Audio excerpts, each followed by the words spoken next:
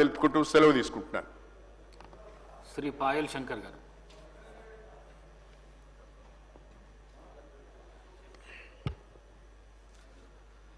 ధన్యవాదాలు అధ్యక్ష. ఎస్సీ వర్గీకరణ బిల్లులో నాకు మాట్లాడే అవకాశం ఇచ్చినందుకు మీకు ప్రత్యేకంగా ధన్యవాదాలు. ఈ కళ సహకారానికి పూర్తిగా సహకరించినటువంటి దేశ ప్రధానమంత్రి నరేంద్ర మోడీ గారికి ఈ శాసనసభ నుంచి ప్రత్యేకంగా ధన్యవాదాలు. అధ్యక్ష,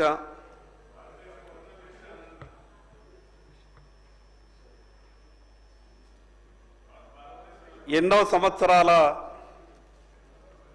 పోరాటం తర్వాత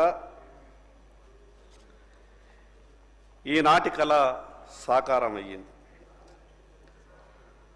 5/10/2004 నాడు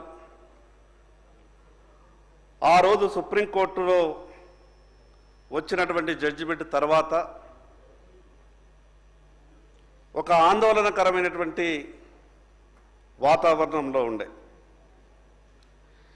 ఇక మళ్ళీ మాకు అవకాశం రాదేమో, సుప్రీంకోర్టునే మా కేసు కొట్టేయబడింది,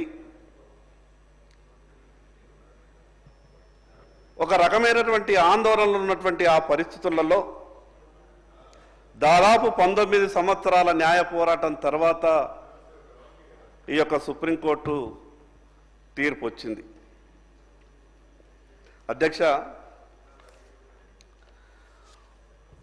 ఉద్యమం బలంగా ఉంటే, ఆ ఉద్యమంలో న్యాయమైన కోరికలుంటాయి, అన్ని రాజకీయ పార్టీలకు తప్పనిసరిగా మద్దతు ఇవ్వాల్సి వస్తుంది.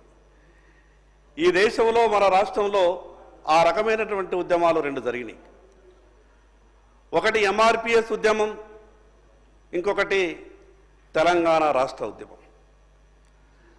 తెలంగాణ రాష్ట్ర ఉద్యమంలో అటు ఇటు ఉన్నటువంటి రాజకీయ పార్టీలు కూడా ఉద్యమ ఒత్తిడి కావచ్చు, ఆ ఉద్యమంలో ఉన్నటువంటి న్యాయమైనటువంటి ఆకాంక్ష కావచ్చు, దాన్ని చూసిన తర్వాత ఏ రాజకీయ పార్టీ కూడా, ఈ రాష్ట్రంలో ఉన్నటువంటి అన్ని రాజకీయ పార్టీలు ఆ ఉద్యమానికి మద్దతు ఇచ్చినాయి.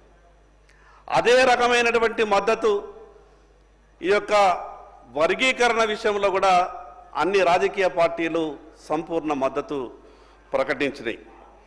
అధ్యక్ష, ఈ సందర్భంగా అవునన్నా కాదన్నా మందకృష్ణ మాదిగ గారి పోరాటాన్ని ఒకసారి 2 నిమిషాలు మాట్లాడుకోవాల్సి వస్తుంది.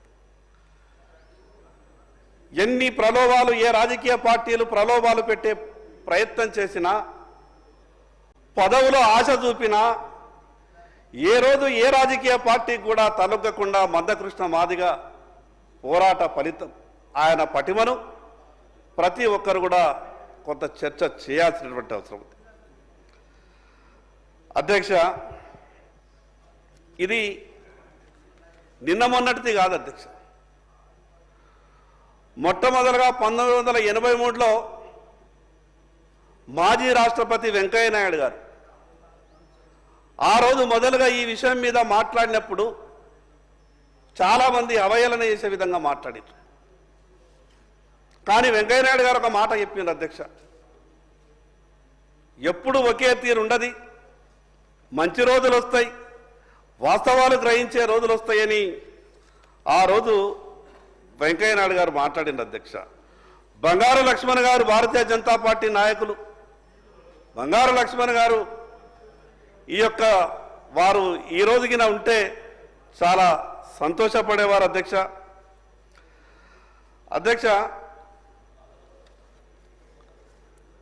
సుప్రీంకోర్టులో పోరాటం ఒక పక్క జరిగితే, మరోపక్క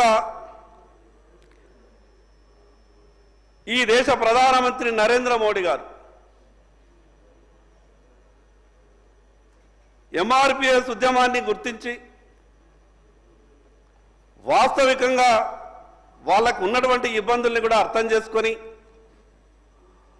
ఒక సామాజిక కుల సమావేశానికి దేశ ప్రధానమంత్రిగా నరేంద్ర మోడీ గారు స్వయంగా హాజరై మీకు నేను అండగా ఉన్నా, ఈ దేశంలో ఏ వర్గానికి అన్యాయం జరిగినా అండగా ఉంటామనే విధంగా గొప్ప సంకేతం ఇచ్చిండు నరేంద్ర మోడీ గారు.